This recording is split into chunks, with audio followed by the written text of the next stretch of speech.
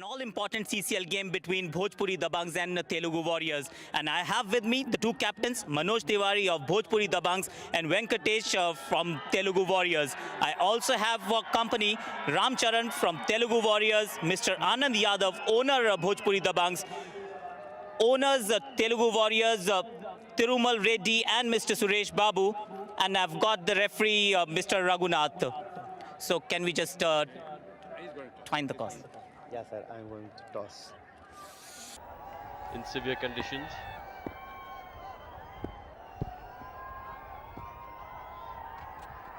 That's much better. A lot of shape on the ball. Came back in a fair distance there.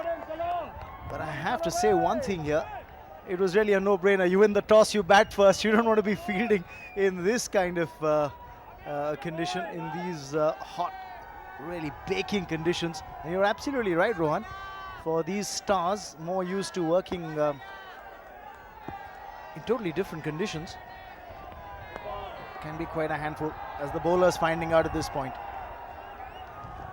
Well, I think he's just trying to do too much. Trying to get the big banana in swing.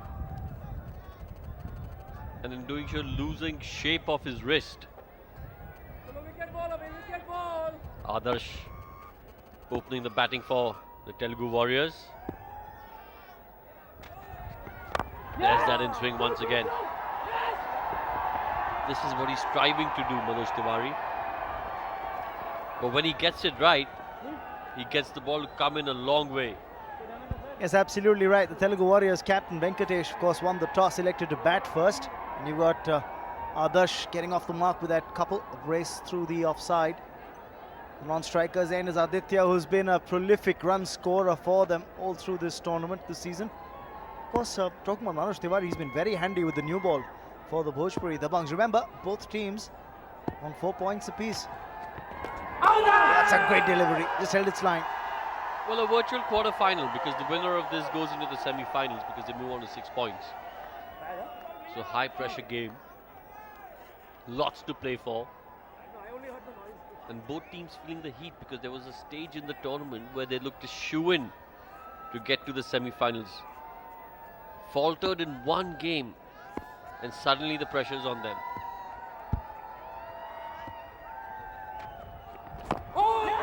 Great shape on that delivery again, came back in a fair distance. Bowling. He's getting the ball to drift. There's another interesting scenario here.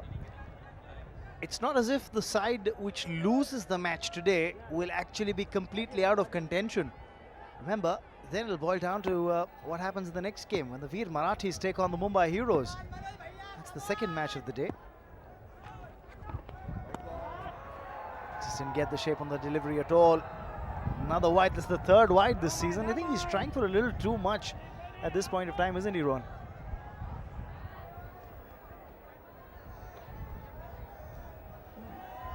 Well, he's just got to stick to the basics, get that in-swinger going the way he has, because obviously from what we've seen, Aadarsh hasn't really been comfortable with it. To that point.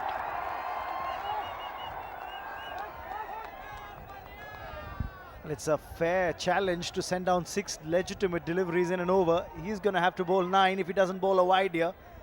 And remember, he was on the field. The players were out, well, about 3 or 4 minutes, 5 minutes before the game actually began. That can be quite difficult in these conditions.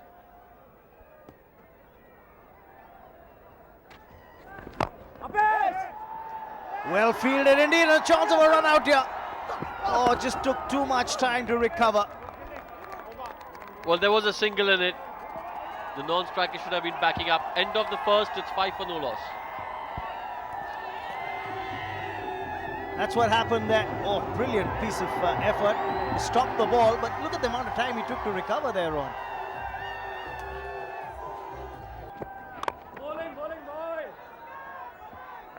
So a productive first over, effectively, in terms of the fact that you got 3 runs of extras. Otherwise, batsman really unable to get the ball past the 30-yard circle on more than one occasion.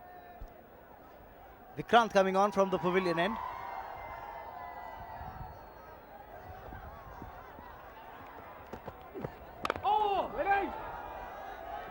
seems to be struggling. Aditya as well doesn't really look very comfortable against the incoming delivery. It's been a good start by the Dabanggs, except for the 3 wides.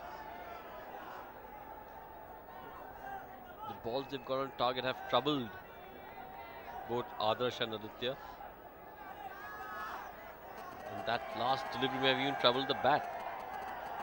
So as you can see, they're not too happy with it. They're going to get a replacement. There's one thing that's pretty interesting about the CCL Season 3, which is of course the fact that you've got, at the moment, got 3 teams on 4 points apiece. Just telling you how keenly contested this tournament's now turning out. It was interesting, Rohan, to hear you say that at one stage it seemed that both the Telugu Warriors and the Bhojpuri Dabanggs were sure certainties in the semi-final, with starting their campaign with 2 wins on the trot. You felt that they were the teams to beat, but look at what's the scenario now. The Kerala Strikers, with a win yesterday, are on top of the table, in fact topping the pecking order and through to the semi-finals. The Karnataka Bulldozers are through as well. 2 slots still vacant, 2 spots up for grabs. That's where you'll have 3 teams all in with a chance. The Telugu Warriors, Veer Marathi, Bhojpuri Dabanggs, all in with a chance. The Mumbai Heroes with an outside chance. They win a big game by a big margin, get their net run rate up, they have an outside chance.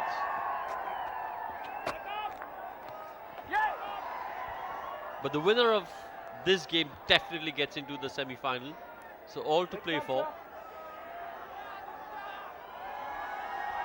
What really makes it more interesting today, when you have that second match later in the day, is you've got the Veer Marathis, who've got a home game here in Pune, taking on Mumbai, the Mumbai Heroes. So that should be pretty interesting indeed.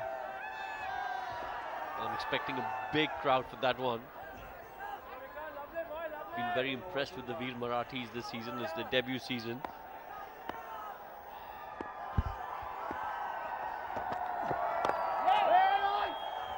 So too is the case for the Bhojpuri Dabanggs, first season in the CCL, and they've done pretty well so far. Just that one loss, and that too in a match which they probably at one point of time were in a position where you thought they'd win. And of course happened last weekend.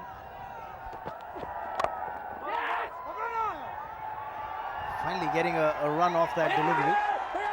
In fact, coming back for 2. Oh, that's good running. They saw a small window of opportunity and took the second. At the end of 2, it's 8 for no loss.